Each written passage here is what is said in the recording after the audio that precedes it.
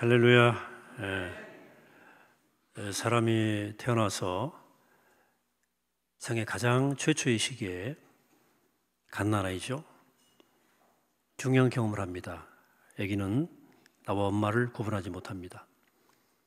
이 기간은 비록 짧은 기간이지만 아기는 엄마의 품 안에서 완전히 하나가 되어서 엄마와 내가 분리가 되지 않는 일체감 속에서 기쁜 사랑에 젖은 황홀한 시기를 보내게 됩니다. 생명은 이 시기에 비로소 제 꼴을 갖추게 되죠. 굉장히 시사하는 바가 큽니다. 맨 처음 세상에 태어나서 그것이 몇 달 될 수도 있고요, 며칠 될 수도 있지만 그 시기를 보내는 동안에 나와 너의 분리감이 없이 완전히 하나가 된 일체감 속에서 아기는 깊은 사랑 가운데 머문다는 거죠. 이 시기 아이가 참 생명의 형체를 얻는다는 거죠. 또 이것이 가장 원초적 생명의 모습이라는 겁니다. 나와 너가 분리되지 않는 상태는 우리가 맨 처음 이 세상에 태어날 때 가지고 있었던 우리의 원형이다, 본래 모습이라는 거죠. 그런데 아기는 곧 자신이 엄마와 다르다는 것을 깨닫죠. 내가 원할 때 젖을 안 주고 시체가 안 맞는 거예요. 좀 있다가 주고요. 울어도 엄마가 자기를 돌보지 않는 경험을 하면서 엄마와 자기 사이에 거리가 있구나, 또 다르구나 하다는 사실을 깨닫는 거죠. 또 아빠도 있고 할머니 할아버지도 있고 또 가족이 아닌 동네 사람도 있고, 이런 것들을 알아가면서 내가 아닌 타인을 발견하면서 두려움이 생기기 시작하고, 이 순간부터 자기를 이제 보호하기 위한 싸움이 시작된다는 겁니다. 유아기의 극도로 이기적 성향이 나타나는 것은 바로 여기 이유가 있어요. 나를 내가 지켜야 되겠다 그런 거죠. 이후로 아기에서 어린이로, 어린애에서 청소년으로, 청년으로 성장하는 과정을 통해서 사람은 점점 자기를 더 보호하려는 자아의 경계선을 높이 세우고, 나와 너를 구분하는 울타리를 더 높게 치고, 나는 나, 너는 너로 살아가게 됩니다. 그런데 육체 발달이 완성될 즈음에, 성년 될 즈음에 전 인생 과정을 통해서 아주 의미 있는 현상이 일어나는데, 갓난의 시절에 가졌던 그 원초적 본능이 다시 일어나는 현상입니다. 어떻게? 대상과 자기를 하나로 여기는 현상이 또 생겨요. 이게 뭐죠? 바로 사랑하게 되는 것입니다. 사랑 현상이에요. 대상과 내가 하나가 되는 거예요. 대상이 엄마에서 이성으로 바뀌었을 뿐입니다. 아주 재미있는 현상이죠. 맨 처음에 태어났을 때 일어난 현상이 대상만 달랐을 뿐 다시 일어난다는 거죠. 몸이 어느 정도 자라고 하나의 온전한 인격체를 이루었을 즈음에 또다시 어떤 대상과 완전히 하나 되려고 하는 현상이 일어난다. 사랑 현상을 겪게 된다는 거죠. 그런데 보세요. 일단 사랑이 시작되고 나면 자기를 지키려고 세웠던 자아 경계선이 순식간에 무너집니다. 경계가 무너져요. 상대를 향해서 자기를 쏟아붓기 시작합니다. 시간을 쏟아붓습니다. 돈도 막 써요. 상대 일거수일투족을 다 알고 싶어 하죠. 모르면 불안해요. 그 사람과 완전히 하나가 되고 싶어 합니다. 정신적이든 육체적이든 사랑 속에서 어떤 일체감을 경험하는 거죠. 가난아이 때 엄마와 일체감 속에 느꼈던 그 깊은 사랑의 경험을 이 시기에 다시 한번 경험하게 되는 것입니다. 그런데 우리가 경험했던 것처럼 그 기간이 짧아요. 사랑의 뜨거운 기간은 그렇게 길지는 않습니다. 아무리 금슬이 좋은 부부도 그 처음에 감정의 상태가 계속되는 건 아니에요. 그냥 정으로 사는 거지. 사랑의 감정은 좀 식어져 가고 상대방이 나와는 너무도 다른 타인임을 깨달아 가요.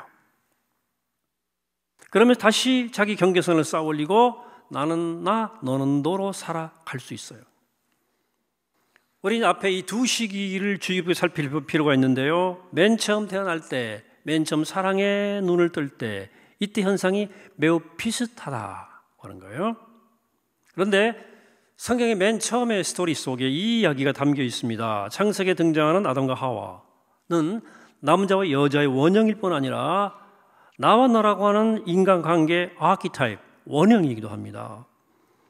아담이 갈비뼈를 취해서 하와를 지었다는 말은 본래 그와 내가 둘이 아니라 하나란 뜻이에요. 그들이 처음 서로를 보고 한 말이, 아담이 한 말이 뭡니까? 이런데 뼈 중에 뼈요 살 중에 살이라. 너는 내 뼈고 내 살이라. 너는 곧 나다. 나는 곧 너고 라는 뜻이에요. 그들은 즉시 깊은 사랑에 빠집니다. 성경은 이것이 최초의 인류가 죄를 범하기 전에 원형적 상태라고 강조합니다. 무슨 말입니까? 이 상태가 우리에게 가장 중요하고 필요한 상태라는 거예요. 이 상태로의 회복이 구원이라는 거예요. 즉, 맨 처음에 하나님이 창조하셨던 죄 없는 인간의 본래 상태는 내가 너고 네가 나인 상태, 즉 서로 사랑으로 하나 되어서 살아가는 상태였다는 거죠. 이것이 에덴이고 천국이었다는 얘기예요. 그러나 그 이후에 인류는 끝없이 나뉘고 갈라지고 싸우고 대립하면서 온 세상으로 쭉 이 갈등이 퍼져나갔어요. 이게 타락입니다. 그 상태가 오늘에까지 이르게 되었다 하는 거예요. 그렇다면 우리 그리스도인으로서 우리가 회복해야 할 것이 무엇이고 우리가 가닿아야 할 지점이 어딘지가 분명해지죠. 오늘 본문의 말씀 에베소 4장인데요. 이 4장의 그 세 번역은 이 시작이 이렇게 시작돼요. 여러분들은 부르심을 받았습니다. 이게 말의 순서를 좀 바꿔서 이 부르심이란 말은 이 개역 개정은 뒤쪽에 있는데 앞쪽으로 뺐어요. 여러분들은 부르심 받았습니다. 이렇게 시작돼요. 여기서 여러분이란 건 누굽니까? 2000년 전을 살았던 그 사람들만입니까? 아니죠. 여러분들이 말씀을 읽을 때는 언제나 나 자신을 포함시켜야 돼요. 나를 대입시켜 봐야 돼요. 여러분들은 부름 받았습니다 하는 말은 우리 모두가 부름 받았다는 말이에요. 저는 이 부르심을 받았다는 말을 조금 조심스럽게 쓰려고 하는 경향이 있어요. 왜냐하면 잘못하면 부름받은 사람과 부름받지 못한 사람이 따로 있는 것처럼 들릴 수 있기 때문에 이건 양쪽 다에게 부작용을 일으킬 수 있어요. 부름받았다고 생각하는 사람들은 잘못된 구별의식 가질 수 있습니다. 특권의식이죠. 부름받지 않았다고 생각하는 사람은 신앙적으로 특별한 사람은 따로 있고 나는 조금 덜 신앙적으로 살아도 괜찮다고 생각할 수 있어요. 하지만 이것은 굉장히 큰 오해예요. 그래서 저는 부름받았다는 말이 옳은 말이고 좋은 말이지만 조금 조심스럽게 쓰자. 또 부르심이란 하나님이 뭔가 특별한 일을 맡기기 위해서 특별한 사람을 선별했다, 뽑았다 이렇게 생각하기 쉽습니다. 여러분 그러나 하나님은 그렇죠? 특별한 능력 가진 특별한 사람이 필요치 않습니다. 보세요. 만약 그 사람이 없으면 하나님의 계획에 큰 차질이 생길 만한 그런 사람이 따로 있을 리가 있겠습니까? 하나님께. 여러분 상기적으로 생각해 보세요. 하나님은 남달리 특별한 사람을 뽑으실 이유가 없습니다. 나 없다고 하나님이라 안 됩니까? 말도 안 되는 거지. 하나님은 우리 모두를 특별하게 지으셨어요. 우리 하나님 앞에 모두가 특별합니다. 따라 사실을 말한다면 우리 가운데 특별한 부르심을 받지 않은 사람은 아무도 없어요. 우리의 개성과 능력에 따라 각기 다양한 모습으로 부르실 뿐이에요. 그래서 저는 목사로 부름받은 것이고 여러분들은 평신도로 부름받으신 거예요. 저만 부름받은 게 아니라니까요. 각자 다른 방식으로 부름받았을 뿐 우리 모두가 가진 각종 은사에 따라서 모두 콜링, 부르심을 받았어요. 저는 믿음도 별로 없는데요. 그렇게 생각하는 분도 성경은 하나님은 우리 모두를 부르셨다고 말씀합니다. 그런데 이렇게 다양하게 부르심을 받았지만 그럼에도 불구하고 우리 모두의 공통적인 소명, 부르심이 있어요. 그게 오늘 본문이 말하고 있는 거예요. 여러분 부르심을 받았으니까 부르심이 합당하게 살아가라라고 말씀하면서 3절에 보니까 평안에 하나 되게 하신 것을 힘써 지키라 그랬어요. 4절 이하를 보시면 그리스도의 몸도 하나요, 성령도 하나요, 소망도 하나요, 믿음도 하나요, 세례도 하나요, 하나님도 한 분이라고 강조합니다. 그리고 이 본문을 쭉 정리해 보면 이렇게 돼요. 성부, 성자, 성령 삼위일체 하나님이 한 분이시고 신앙의 모든 주제들도 하나이고 우리도 성령께서 하나 되게 해주셨기 때문에 이 하나됨을 힘써 지키는 것이 우리의 부르심이다, 우리의 소명이다 하는 거예요. 이 일로 우리 모두가 다 부르심 받았다는 겁니다. 여러분 그렇습니다. 하나님이 하나됨을 이루시기 위해서 우리를 부르셨어요. 원리스, 하나됨. 근데 우리가 이렇게 하나됨이 무엇인지를 생각할 필요가 있는데요. 하나됨 그러면 떠오르는 이미지가 뭐 있지 않습니까? 하나 된다. 그냥 질서정이라고 흐트러짐이 없이 서로 의견 차이도 없고 무슨 일은 척척 손발에 말아 떨어지고 똑같은 유니폼 입고 샥 하나 목표 향해 나가는 그런 이미지죠. 일사불란한 거 멋져 보이기도 하죠. 막 군대에서 막 제식훈련할 때 이런 거 보면 일사불란한 거 우리가 좋아하는 이미지일 수도 있죠. 이것은 진정한 하나됨이 아니에요. 만약 그런 게 하나됨이라면 옛날에 우리 카드 섹션 운동회 때 해봤죠. 카드 들었다 놨다 들었다 놨다 저도 해봤어요. 보는 사람은 좋지만 난 얼마나 지겨웠는지.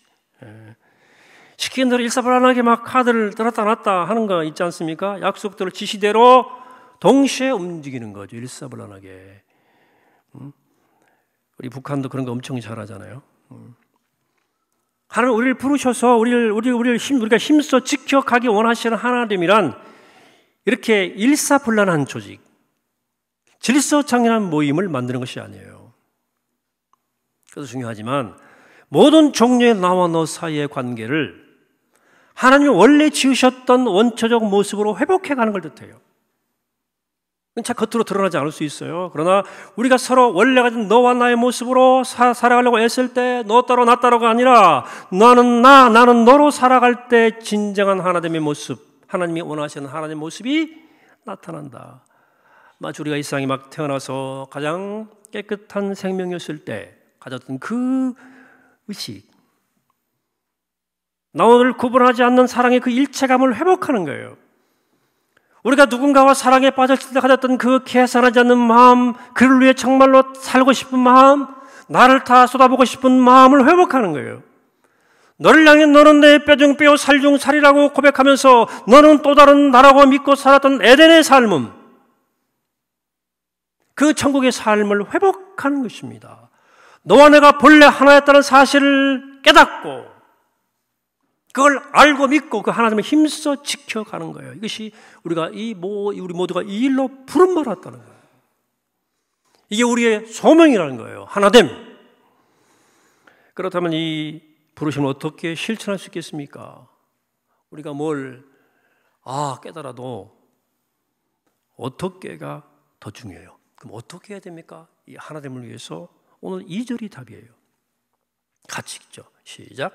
모든 겸손과 온유로 하고 오래 참음으로 사랑 가운데 서로 용납하고 이렇게 하라는 거예요. 부르심 받았으니 부르심이 합당하게 살아가세요 말한 다음에 주어진 말씀이에요. 부르심이 합당하게 살아가는 방법, 하나됨을 위해서 그것은 겸손과 온유와 오래 참음과 사랑 가운데 서로 용납하라는 거예요. 이것이 바로 소명을 실천하는 우리 모두의 부르심을 실천하는 구체적 방법이에요. 그러니까 소명 위해서 재산 다 바친다거나 직장 그만두고 무슨 딴 거 한다거나 선교의 오지를 떠나야 한다는 것은 아니고요. 성경 많이 읽고 기도 많이 하고 방언도 줄줄줄 하고 해야만 소명 실천할 수 있는 것이 아니고요. 교회에서 장로, 권사, 집사 정도는 돼야 소명자로 사는 것이 아니고요. 지금 내 모습 그대로 소명을 실천할 수 있고 하나님 부르심에 합당하게 살아갈 수 있다는 거예요. 어떻게? 내게 되는 사람에게, 내게 다가온 사람에게 겸손과 온유함으로 깍듯이 대하는 거예요. 사랑으로서 용납함으로 이 부르심을 실천할 수 있다는 거예요. 좀 시시하십니까? 뭔가 특별한 것으로 부르심 받았으면 좋겠습니까? 오늘 본문은 그런 거 못해도 괜찮다는 거예요. 지금 바로 너 옆에 있는 지금 내가 날마다 만나고 살아가는 사람들 그들에게 겸손함과 온유함으로 깍듯하게 대하는 것이 하나님이 기뻐하시는 일이고 그를 위해 우리를 소명자로 부르셨다는 얘기를 하고 있는 거예요.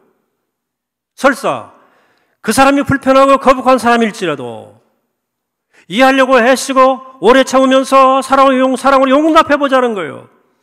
그가 누구이든지 내 앞에 서 있는 그 사람을 진심으로 대하고 그가 본질적으로 낯선 너가 아니라 또 다른 나라고 하는 사실을 믿고 최선을 다해 겸손하고 온유하게 깍듯이 대하고 사랑으로 용납하라는 거예요. 그래서 저는 하나님이 데려다 주는 사람이란 말을 좋아해요. 한번 말씀드린 기억이 나네요. 제가 결혼하게 되는 부부들도 결혼한 지 얼마 안 되는 그 젊은 부부들을 교회 갈 때 늘 하는 말이죠. 하나님이 너들 두 사람 사이에 로드십 주권 역사했다. 하나님이 네 곁에 데려다 준 사람이야. 근데 결혼하고 한 2, 3년 지나면 하나님이 잘못 데려다 주셨나 봐요. 하는 사람이 생기더라고. 여러분, 그런데 우리가 만나는 사람들 가운데 어떤 사람은 하나님이 데려다 준 사람이고 어떤 사람은 하나님이 안 데려다 준 사람입니까? 그럴 수 있을까요? 그렇지 않아요. 저는 우리 모든 만남에는 우연이 없다고 저는 생각합니다. 우리 만남은 우연이 아니야. 그런 노래도 있잖아요. 어떤 종류의 만남이든 하나님의 계획 속에 있는 것이라고 믿습니다.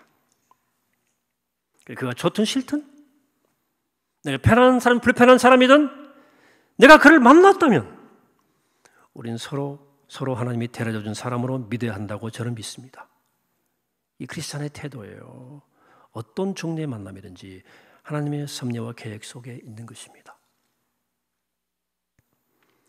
자, 바울이 예수의 복음에 끌린 사람인데 예수님이 그렇게 강조 안 해 보이는 이 하나님을 왜 이렇게 중요하게 강조했습니까? 근데 사실은 예수님의 삶과 가르침이 하나님으로 요약되기 때문에요. 예수님의 생애 자체를 보세요. 예수님은 그 시대 사람들이 함께하기를 가장 불편해하고 거북해하는 사람만 찍어서 만난 것처럼 만났어요. 세리, 장녀들, 죄인들, 다섯거리는 환자들과 함께 먹고 자고 여행하며 그들과 함께 하나 되려고 하셨습니다. 이들이 모두 당시의 사람들이 근처에도 가기 싫어했던 사람들입니다. 세상이 혐오하고 배제했던 사람들입니다. 근데 예수님은 그들과 분리되지 않고 하나였다는 사실을 아시고 자신의 소명을 이루는 그 하나님을 이루시는데 전력을 다하셨어요. 예수님의 가르침 핵심의 산상수훈 아닙니까? 산상수훈의 거의 대부분은 사실은 너와 나의 관계에 대한 말씀이에요. 오른손이 하는 거 왼손이 모르게 하라. 도울 때에 관계를 염두에 둔 말씀이에요. 누가 오른뺨을 때리고도 왼뺨도 돌려대라. 무슨 말입니까? 너와 나의 관계가 단절되는 순간에 너는 그렇게 하지 말아라.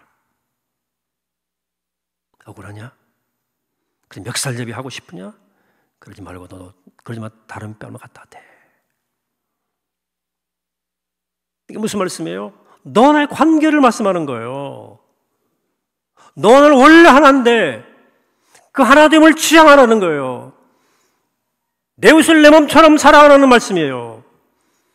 복음 좋게 우리 옆에 있는 사람, 바로 그 사람을 어떻게 사랑할 것이냐의 문제예요. 다른 게 아니에요. 어떻게 그와 가장 아름다운 관계를 맺고 사랑할 것인가의 문제예요. 다른 게 아니에요. 가끔 교우들 중에 질병으로 고통을 겪거나 여러 형편 때문에 어려움을 겪을 때 그 사람 일을 내일처럼 염려하고 기도하고 정성을 다하는 분들을 보면 아, 우리가 하나구나 라는 느낌이 오죠. 그런 같은 공동체 안에 아픔과 고통에 무관심한 걸 볼 때, 심지어는 가족끼리도 그럴 때 우리가 하나인가 하는 생각이 들죠. 여러분, 우리는 남이 아닙니다. 수천 수만 수억의 인구 가운데 하나님이 나에게 데려다 주신 특별하고 소중한 사람인 거예요. 2020년은 이 시간, 이 수리 성북이라는 공간 속에 함께 살아가는 우리의 만남이 관계가 우연입니까? 아닙니다. 하나님이 나에게 데려다 주신 특별하고 소중한 사람입니다. 옆 사람한테 말씀하세요. 참 특별하고 소중한 사람입니다 라고 말씀하세요.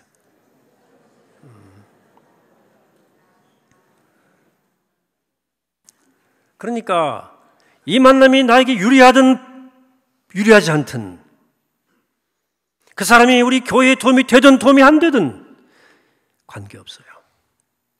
순전히 그 한 사람을 이해하고 사랑하셔야 됩니다. 그것이 우리의 소명이에요. 우리의 부르심이라니까요. 그래서 우리는 서로에게 피차 더욱더 관심을 가지고 정성껏 귀한 만남과 교제와 사귐과 사랑을 나눠야 됩니다. 젊은이를 볼 때는 내 아들과 딸처럼 대해야 되고, 어르신들 볼 때는 내 부모님처럼, 비슷한 또래를 볼 때는 내 형제와 자매인 것처럼 그렇게 서로를 돌보고 사랑해야 됩니다. 우리 모두는 이 일을 위해서 부르심을 받았기 때문입니다. 뉴욕의 한 택시기사가 자기 SNS에 올린 글이에요. 저는 감동이 되더라고요.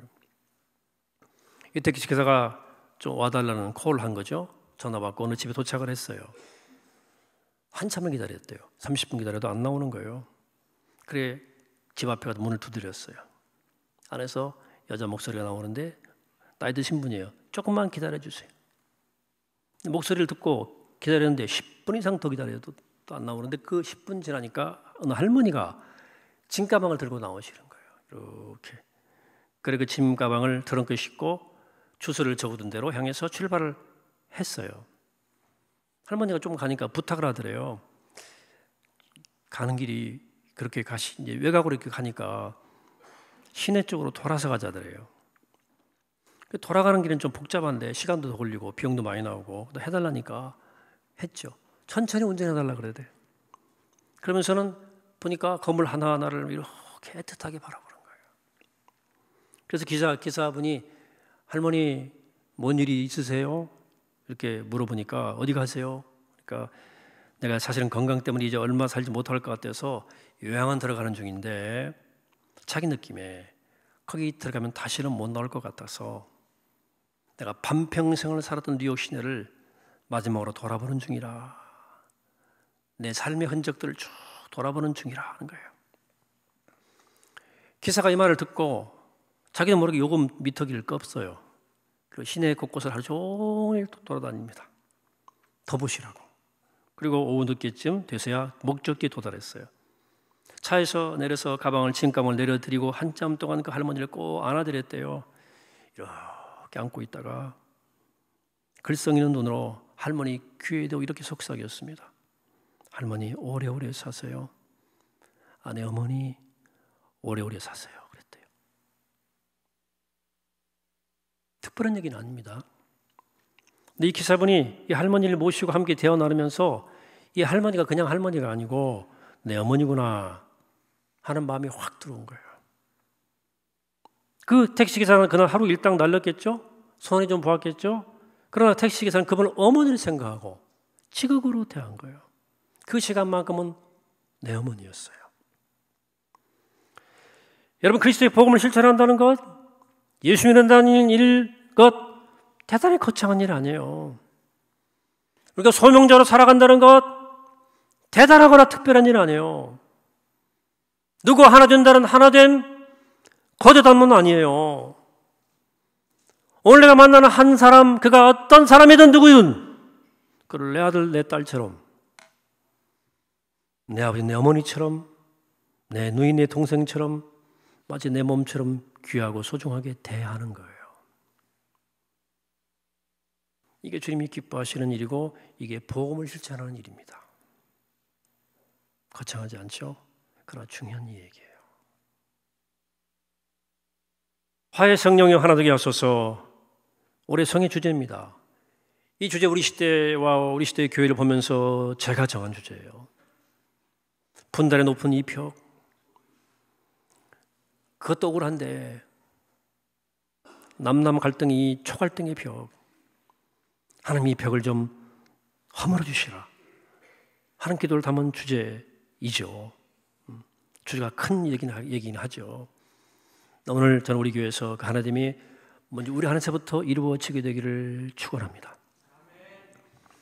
우리 모두가 원래 분리 안 된 하나였다는 거 아니에요. 우리는 그 하나됨을 회복하라고 부름 받은 거예요. 우리가 이 자리부터 시작해야 됩니다. 오늘 말씀은 그 방법을 우리에게 들려주고 있는 거예요. 뭡니까? 사랑하는 여러분, 내가 만나는 사람이 누구이든 내 곁에 온 그 사람을 최선을 다해 겸손하게 온유함으로 깨끗하게 대하십시오. 깨끗하게 대하십시오. 함부로 하지 마세요. 너가 아니라 나를 대하듯 어머니를 대하듯 내 자식을 대하듯 대하시기 바랍니다. 사랑으로서 용납해 주시기 바랍니다. 그 누구이든 사람 패스하지 마세요. 배제하지 마세요. 다 하나님이 보내준 사람이에요. 그렇게 하셔서 우리가 모두 이 아름다운 소명, 하나됨의 소명을 이루어가는 복된 우리 모두가 되기를 이 시간 주의 이름으로 간절히 축원합니다. 말씀하겠습니다. 거룩하신 하나님, 오늘 주의 말씀을 듣습니다. 우리가 하나님을 위해서 부르심을 받았는데 오늘 말씀처럼 내게 다가오는 그가 누구든 겸손함으로 온유함으로 잘 섬기게 하시고 나를 대하듯 대하게 하시고 하나님 사랑으로 용납하고 오래 참으면서 우리가 하나님을 잘 이어갈 수 있도록 주의 뜻말을 잘 드러내는 복된 공동체 우리가 되게 해주시고 이 말씀으로 깨우쳐 주옵소서. 화의 성령이여 우리를 하나 되게 하옵소서. 예수 그리스도 이름으로 기도하옵나이다. 아멘.